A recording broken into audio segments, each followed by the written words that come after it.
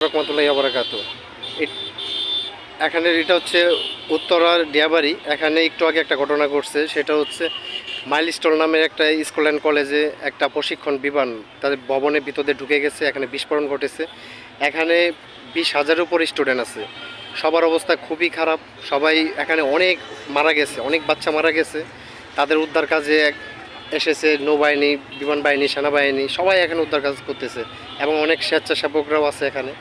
এখানে অনেক সাধারণ মানুষ আছে, সবাই যেভাবে পাচ্ছে সাহায্য করছে। এবং আপনার যদি সম্ভব হয়, এখানে প্রচুর পরিমাণে স্যালাইন এবং পানির প্রয়োজন। এখানে তো অনেক গরম, আর ভিতরে বিস্ফোরণের জন্য আগুন জ্বলার কারণে এখানে ঢুকাই যাচ্ছে না।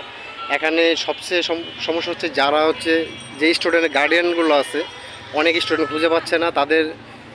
তাদের অবস্থা খুবই খারাপ এবং হচ্ছে তাদেরকে ট্রিটমেন্ট দেওয়া বা এখানে যারা স্বেচ্ছাসেবক যারা আছে তাদেরকেও অনেক শরীর পুড়ে গেছে, জ্বলে গেছে এই বিস্ফোরণে। আর এখানে হচ্ছে অনেকেই যারা উদ্ধার কাজে আছে তাদের অবস্থাও খুবই খারাপ।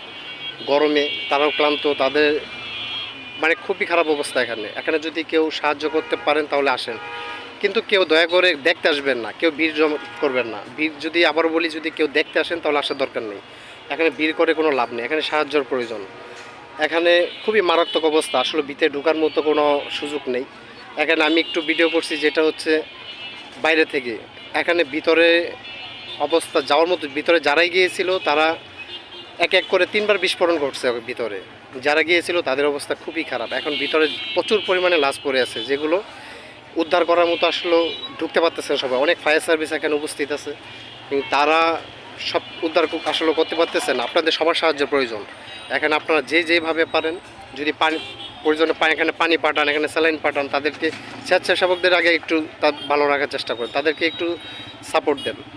কারণ এদেরকে বের করতে হবে। এখানে ভিতরে অনেক আহত, জ্বলে গেছে, পুড়ে গেছে, এরকম অনেক আহত ব্যক্তিরা এর ভিতরে আছে।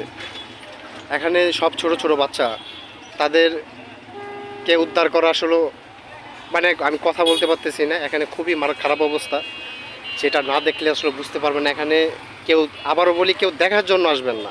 এখানে অনেক হাজার হাজার মানুষ এখানে এই ভিড় করে, তাদের কাজে আরও বাধা দেওয়া হচ্ছে। যদি পারেন তাদেরকে হেল্প করেন। আমি নিজেও অসুস্থ হয়ে পড়েছি, কথা বলতে পারতেছি না, আমি দাঁড়িয়ে থাকার মতো কোনো অবস্থান নেই। আপনারা যেভাবে পারেন তাদেরকে উদ্ধার করার ব্যবস্থা করেন। আসসালামু আলাইকুম ওয়া রাহমাতুল্লাহি ওয়া বারাকাতুহু।